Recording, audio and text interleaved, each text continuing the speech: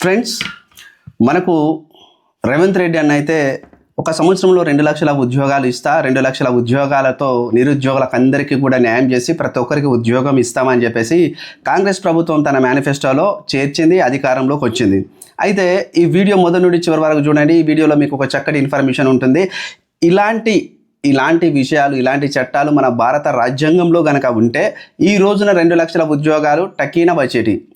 ఈ చట్టాలు లేకపోయేసరికి ఈ చట్టాలలో ఇలాంటి వెసులుబాటు ఉండడం వల్లనే మన రాజకీయ నాయకులు మనకు ఎలా అంటే మొత్తం అంతుజిక్కనన్ని హామీలు ఇస్తున్నారు. అంటే తీర్చలేనన్ని హామీలు ఇచ్చి, తీర్చలేనంత హామీలు పెట్టి, ఇష్టం వచ్చినట్టు హామీలు ప్రకటించి నిరుద్యోగులను, ప్రజలను, వ్యవస్థను, సమాజాన్ని మోసం చేస్తున్నారు రాజకీయ నాయకులు. ఇలా వాళ్ళు ఇష్టం వచ్చినట్టు హామీలు ఇవ్వకుండా ఆ హామీలకు, వాళ్ళ మాటలకు చెక్ పెట్టాలంటే భారత రాజ్యాంగంలో ఇలాంటి చట్టాలు ఉంటే ఇక వీళ్ళు ఇలాంటి పనులు చేయకపోతుండే. వీళ్ళ వెన్నులో వణుకు పుట్టుతుండే, వీళ్ళ వెన్నుల్లో ఒక భయం పుడుతుండే. అరే, మనం ఇష్టం వచ్చినట్టు హామీలు ఇస్తున్నాం, రేపటి రోజున మనం గెలిచిన తర్వాత మన పదవి కూడా ఊడిపోయే అవకాశం ఉన్నది, ఓటు వేసే హక్కున్న వాళ్ళు ఊడబీకే హక్కు కూడా వీళ్ళకు ఉన్నది అని భయపడేవాళ్ళు.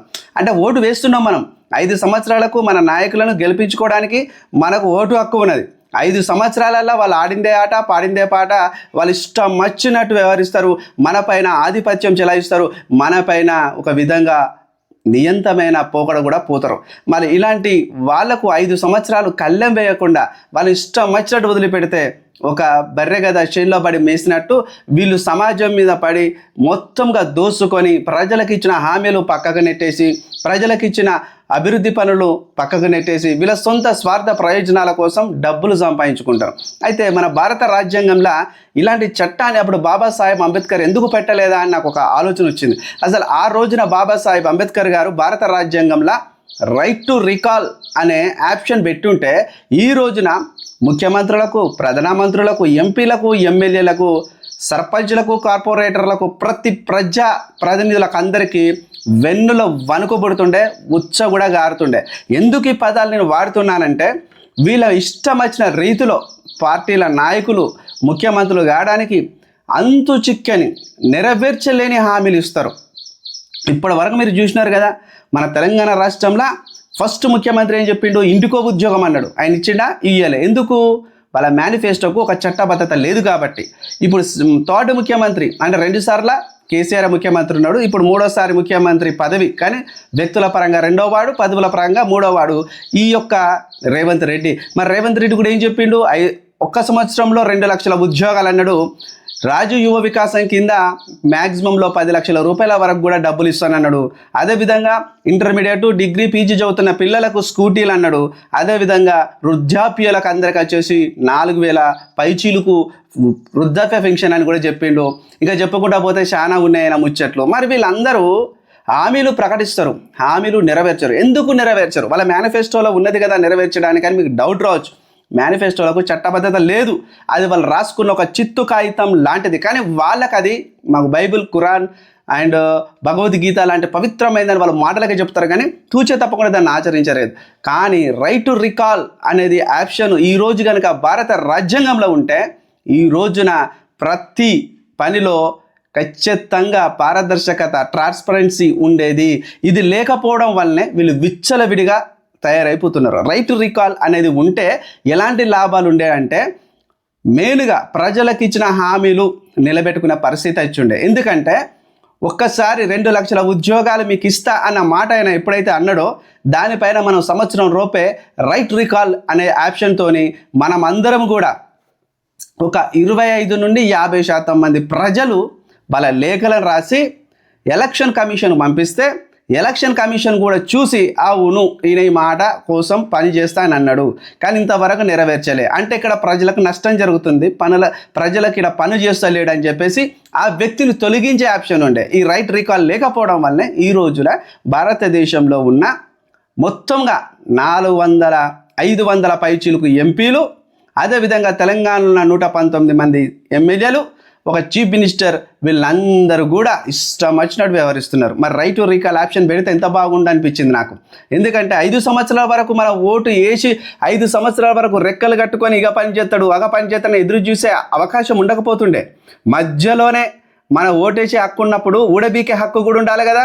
ఒక అతనికి ఓటేసి మనం ఆయనను గెలిపించుకున్నాం, ఆయన మన కోసం పని చేయాలి, మన జీతగాడు కాబట్టి మన కోసం పని చేయాలి. మన కోసం పని చేస్తలేడు, వాడు చేతగానోడు, పని చేయనోడు అని మనం గుర్తిస్తే ఎమ్మటే రైట్ రికాల్ ద్వారా అతన్ని బయటికి పంపించేసి నచ్చినోని మళ్ళీ తీసుకొచ్చి ఆ సీట్లో కూర్చోబెట్టుకొని మన పనికి వచ్చేటోని పని చేసేటోని పెట్టుకోవచ్చు. కానీ ఇలాంటి వ్యవస్థ మన భారత రాజ్యాంగంలో లేదు. ఇది అమెరికాలో, స్విట్జర్లాండ్లో, ప్రపంచంలోని 24 దేశాలలో ఉంది. కానీ భారతదేశ ప్రజాస్వామ్యంలో ఇది లేకపోవడం అనేది నాకు ఇంత బాధేసింది. ఎందుకంటే ప్రతి పనిలో కూడా అవినీతి. రైట్ టు రికాల్ ఎప్పుడు చేస్తారంటే ఇచ్చిన హామీలు నెరవేర్చినప్పుడు, ఇంకోటి పనులు అభివృద్ధి జరగనప్పుడు, అవినీతిగాడు వీడు లంచగొండోడు అని తెలిసినప్పుడు, వీడు ప్రజా వ్యవస్థను నిర్వీర్యం చేస్తున్నాడు అన్నప్పుడు, ప్రజల ఆస్తులను దోసుకుంటున్నాడని అనుకున్నప్పుడు, ఇట్లా ప్రతి అంశం మీద రైట్ టు రికాల్ అనేది ఉంటుండే. కానీ ఇది మన భారత రాజ్యాంగంలో లేదు. దీన్నే ఆసరగా చేసుకొని మొత్తం రాజకీయ వ్యవస్థ మొత్తంగా భ్రష్టు పట్టిపోయింది. భారతదేశంలో ఉన్నంత దరిద్ర రాజకీయాలు ప్రపంచంలో ఎక్కడ లేవనేది మీ అందరికీ తెలుసు. ఎందుకంటే ప్రతి చోట స్వార్థమే. మున్సిపల్ ఎలక్షన్స్ మొదలు పెడితే, గ్రామ పంచాయతీ ఎలక్షన్స్ మొదలు పెడితే, మన పిఎం వరకు కూడా, రాష్ట్రపతి వరకు కూడా మొత్తం లాబింగులు, మొత్తంగా కూడా అన్యాయం, అవినీతిలే ఉంటాయి. సో రైట్ టు రికాల్ అనేది రావాలి భారతదేశంలో. వచ్చినప్పుడే నాయకులకు భయం పుడుతుంది. ఎందుకంటే అరే ఎక్కడ పని చేయకపోయినాం అనుకో, పని చేయకపోతున్నాం అనుకో, ఎమ్మిటే వాళ్ళు వెనుక పిలిచేస్తారు, మన పదవి పోతుంది, సిగ్గు పోతుంది, కష్టపడి పని చేయాలి ప్రజలకు అని చెప్పేసి భయం ఉంటుండే. కానీ రైట్ టు రికాల్ వల్ల కూడా నష్టాలు ఉన్నాయి. ఎందుకంటే రైట్ టు రికాల్ వల్ల భారతదేశం లాంటి పెద్ద పెద్ద దేశాలలో రైట్ టు రికాల్ పెడితే వాడు పనిచేయని తొలగించినప్పుడు అలా ఎలక్షన్స్ జరుగుతాయి. కాబట్టి ఇక్కడ ప్రజావ్యయం ఖర్చు అవుతుంది, ఊకూకే ఎన్నికలు వస్తాయి, రాజకీయ అస్థిరత ఏర్పడుతుంది. కాబట్టి అప్పటి బాబాసాహెబ్ అంబేద్కర్ గారు ఈ విధంగా ఆలోచిస్తూ ఉండవచ్చు. ఇలాంటి ఎందుకు ఇప్పుడే భారతదేశం బ్రిటిష్ వారి హస్తాల నుండి విముక్తి పొందింది. ఈ విముక్తి పొందిన దేశాన్ని మన నాయకులు ఇదివరకు, మన నాయకులు పెద్ద అప్పటికే లంచగొండ నాయకులు, కులాధిపత్యాలు, మతాధిపత్యాలు, వర్గాధిపత్యాలు, వర్గ పోరాటాధిపత్యాలు ఉన్నాయని బాబాసాహెబ్ అంబేద్కర్ గారికి తెలుసు. కానీ అప్పటికి అణగారిన వర్గాలలో కూడా ఎలక్షన్స్ పెట్టాలి, అణగారిన వర్గాల నుండి కూడా నాయకులు పుట్టాలి, ఎస్సీ ఎస్టీ బీసీ మైనార్టీ కూడా వాళ్ళ చట్టసభలో కూర్చోవాలి. రైట్ టు రీకాల్ పెడితే పాపం ఈ వర్గాలలో అప్పుడప్పుడే విద్య అందుతుంది, వీళ్ళ మోసం చేసి మళ్ళీ ఈ ఆధిపత్య నాయకులే మళ్ళీ అధికారం చేపడతారు అనే ఉద్దేశంతో నేను ఆలోచించి ఉండవచ్చు అని నాకు అనిపించింది. కానీ భారత రాజ్యాంగం అభివృద్ధి చెందింది. ఇప్పటి వరకు మనకు 75 సంవత్సరాల పరిపాలనలో, మరి మనకు 77 సంవత్సరాలు అవుతుంది కదా, మరి ఇప్పటి వరకు కూడా రైట్ టు రీకాల్ పెట్టకపోవడం అన్యాయం. ఎందుకంటే కొత్తలో కొన్ని ఇంప్లిమెంటేషన్ జరిగాయి, కానీ తర్వాత పోతుంటే ఇంప్లిమెంటేషన్స్ అని అవసరం. మారుతున్న సమాజానికి, మారుతున్న పరిస్థితులకు రైట్ టు రీకాల్ పట్టుకురావాలి. రైట్ టు రీకాల్ పట్టుకొస్తే ఇలాంటి దొంగ హామీలు, ఇలాంటి మోసపూరితమైన హామీలు చెప్పేటోళ్ళందరినీ ఎమ్మడే సంవత్సరం లోపే రైట్ టు రికాల్ ద్వారా వెనుక పంపించడమే. ఓటేసే హక్కు ఉన్నప్పుడు ఊడబీకే హక్కు కూడా ఉండాలి. బాగుంది ఈ నినాదం, ఇది ప్రజల్లోకి పట్టుకపోవాలి. అవును, మనకు ఓటేసే హక్కు ఉన్నప్పుడు, వాడు మన కోసం పనిచేయనప్పుడు మన ఊడబీకే హక్కు కూడా మనకు ఉండాలి. ఖచ్చితంగా రైట్ టు రికాల్ అనేది మనము ఇంప్లిమెంటేషన్ చేసుకోవాలి. ఎందుకంటే రైట్ టు రికాల్ ఎందుకు ఇంప్లిమెంటేషన్ కాదు అనేది కూడా నేను చెప్తా వివరించి. రైట్ టు రికాల్ అనేది ఎందుకు ఇంప్లిమెంటేషన్ కాదంటే, మొత్తం ఎమ్మెల్యేలు, మొత్తం ఎంపీలు అంతా కూడా పని దొంగలే. వీళ్ళందరూ కూడా స్వార్థ బుద్ధులు, స్వార్థ ఆలోచనలు, స్వార్థ ప్రయోజనాల కోసం పనిచేస్తారు. అవినీతి పరులు. ఈ అవినీతి పరులే చట్టసభలలో కూర్చొని వాళ్ళకు సంబంధించిన చట్టాన్ని వాళ్ళే తయారు చేసుకొని, వాళ్ళే ఆమోదించుకొని, దాన్ని వాళ్ళే ఇంప్లిమెంటేషన్ చేయాలంటే వాళ్ళ చేతులు వస్తాయా? వాళ్ళ ఆలోచన ఏమైనా ఉంటుంది, అబ్బో ఇదే పార్టీదో మనకే ఎఫెక్ట్ అయ్యేటట్టుంది, సో మన కోసం మనం చట్టం తయారు చేసుకోవద్దు, ప్రజల కోసం చట్టం తయారు చేయాలి, ప్రజలను ఎట్లా పీడించి పన్నుల రూపకంగా డబ్బులు వసూలు చేయాలి, ప్రజలను ఏ విధంగా ఇబ్బందులు పెట్టాలి, ఇలాంటి చట్టాలు చేయాలి. కానీ మన సీటు ఊడిపోయే పదవులు, మన సీటు ఊడిపోయే చట్టాలు చేసుకోకూడదు అని చెప్పేసి వాళ్ళకి తెలుసు. కాబట్టి ఇలాంటి స్వార్థ రాజకీయ నాయకులు, ఇలాంటి వ్యక్తులు ఉన్నంత వరకు ఇలాంటి చట్టాలు పురుడు పోసుకోవు, ఇంప్లిమెంటేషన్ కావు. అందుకనే రైట్ టు రీకాల్ అనేది ఎంత వరకు అవసరం అనేది సమాజం గుర్తించండి. భారతదేశ రాజ్యాంగానికి ఇదైతే పక్కా అవసరం నేనైతే అనుకుంటున్నా. ఎందుకంటే రైట్ టు రీకాల్ లేకపోయి ఉంటే ఖచ్చితంగా ఎమ్మెల్యేలు కూడా జంప్ అయిపోతారు, ఒక పార్టీ నుండి ఇంకో పార్టీకి జంప్ అయిపోతారు. అట్లా జంప్ అయితే కూడా రైట్ టు రీకాల్ చేయొచ్చు.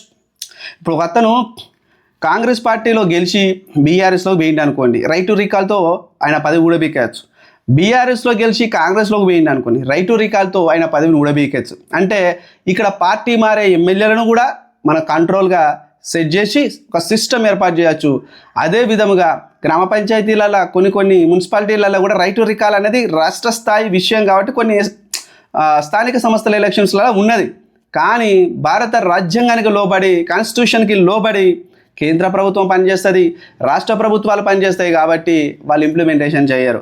ఏదేమైనా రైట్ టు రికాల్ వస్తే అలాంటి చట్టం కనుక ఈ రోజున ఉంటే రేవంత్ రెడ్డి అన్న మనకు 2 లక్షల ఉద్యోగాలు ఇస్తుండే, మనందరికీ ఉద్యోగాలు వస్తుండే, నోటిఫికేషన్ ఫటాఫట పడుతూ ఉండే, ప్రతి ఒక్కరికి న్యాయం జరుగుతూ ఉండే. ఇలాంటి చట్టాలు లేకపోవడం వల్లనే వీళ్ళు విచ్చలవిడిగా హామీలు ఇచ్చి మన అలాంటి నిరుద్యోగులను మోసం చేస్తున్నారు, సమాజాన్ని మోసం చేస్తున్నారు, ప్రజల ఓటు దండుకుంటున్నారు. మరి ప్రజలకు ఓటు వేసే హక్కు ఉన్నప్పుడు మరి వాళ్ళు పనిచేయని వాళ్ళని కూడా ఉడబీకే హక్కు ఉంటే ఎంత బాగుండో అనేది అనిపించింది. ఓకే, వీడియో నచ్చినట్లయితే లైక్ చేయండి, కామెంట్ చేయండి, సబ్స్క్రైబ్